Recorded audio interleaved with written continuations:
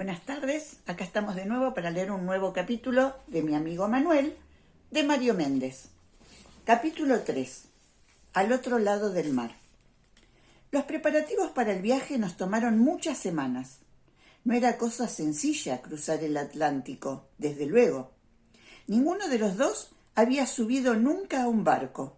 Nuestras navegaciones previas se reducían a un bote en el que a veces remábamos cuando se nos daba por pescar. Manuel era un buen nadador y yo me las arreglaba, pero solíamos bromear con que de poco nos serviría la natación si en alta mar teníamos que bajarnos del barco. Ansiosos como estábamos, preparábamos los baúles, el de Manuel bastante más grande y mejor provisto que el mío, con tanta anticipación que varios días antes de que el barco hubiera llegado a nuestro puerto, ya lo teníamos todo listo.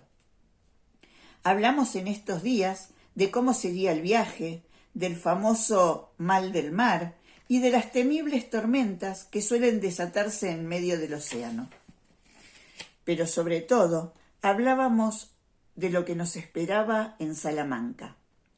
El estudio, sí, pero más que nada la libertad. Estaríamos muy lejos de nuestras familias.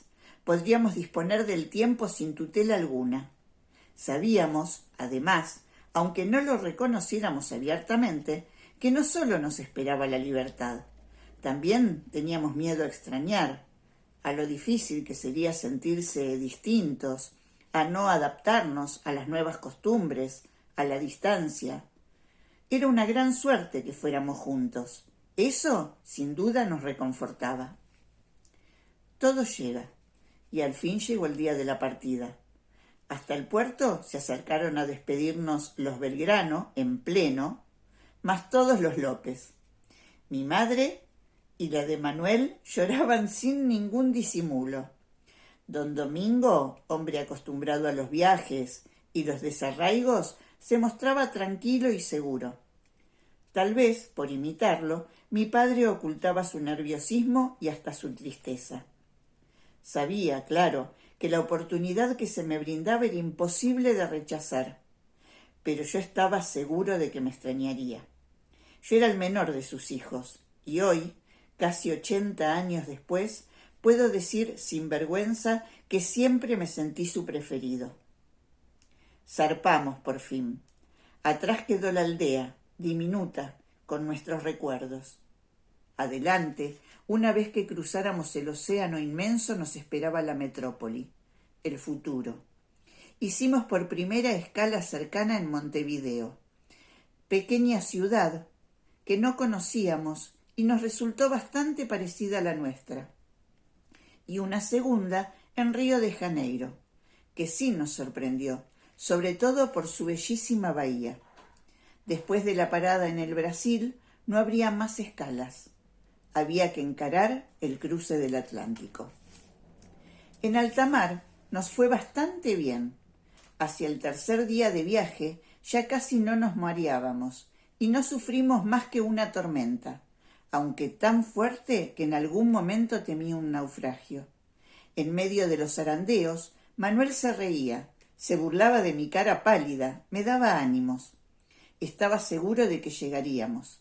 Nadie muere en la víspera, Francisco, tranquilo, me decía. Para él, España significaba más que para mí.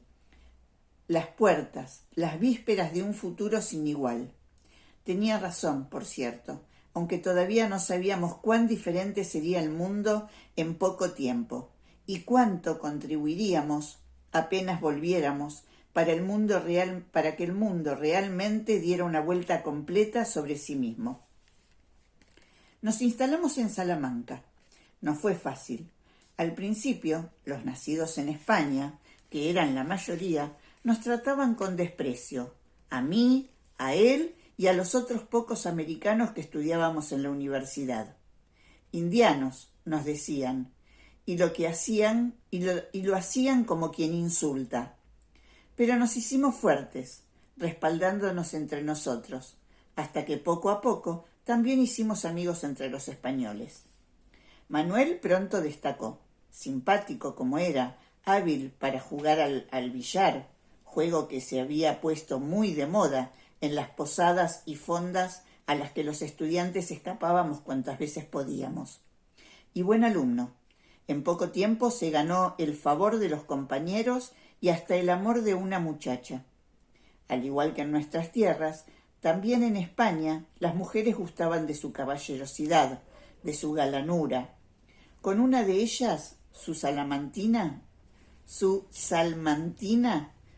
que atendió uno de los billares, tuvo un amor fugaz pero intenso.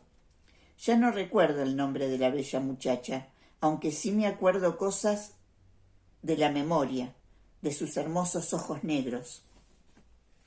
Yo, por mi parte, me hice bastante amigo de un peruano, Pío Tristán, al que las vueltas del destino, unos años después, enfrentaríamos en batalla, ya en América. Pío, aunque peruano, era fiel defensor de los ideales realistas. Estaba convencido de que era perfectamente natural que las colonias americanas fueran una dependencia secundaria de la corona, y cuando al poco tiempo de estar en Europa estalló la Revolución Francesa, a él, como a muchos otros, les pareció una aberración. A Belgrano, en cambio, la Revolución Francesa lo sedujo por completo. Enseguida adhirió a las ideas de libertad e igualdad, tal vez no solo por su espíritu libre, sino también influenciado por una noticia terrible que recibimos hacia fines de 1778. A don Domingo lo habían acusado de fraude, de complicidad con la quiebra del tesoro de la Real Audiencia de Buenos Aires. Y sin que mediaran mayores pruebas ni un proceso cabal, el virrey le había confiscado los bienes y lo había recluido en prisión domiciliaria. Manuel quería volverse de inmediato, aún sin terminar los estudios, pero una carta de uno de sus hermanos lo tranquilizó. «Padre», le decía, palabras más o menos, «está tranquilo y confía en que una vez recibido en España abogues por su causa ante la corte». Sin duda fue por eso que de ahí en más Manuel se aplicó tanto a sus estudios que obtuvo un título de bachiller en leyes con medalla de oro. Fue por esa época que nos distanciamos por primera vez. Manuel se instaló en Madrid y yo, que ya no contaba con su respaldo económico de los Belgrano, no tuve más remedio que regresar a Buenos Aires. Había al menos terminado mis estudios del bachillerato y, en cuanto volviera, me pondría al servicio de la causa de don Domingo. Sí, Manuel abogaba por su padre en la corte española. Yo lo haría en el virreinato. Nos despedimos en Madrid, ciudad que yo quise conocer antes de rumbear al puerto de Cádiz, desde donde zarparía. En la puerta de una fonda, donde habíamos comido y brindado a la salud de nuestros recuerdos, de nuestra amistad y de Buenos Aires. Nos dimos un abrazo muy estrecho. Sabíamos que pronto nos volveríamos a ver. Estábamos seguros de que ni el tiempo ni la distancia podrían con nuestra amistad. Y así fue, aunque no nos reencontramos sino hasta 4 años después.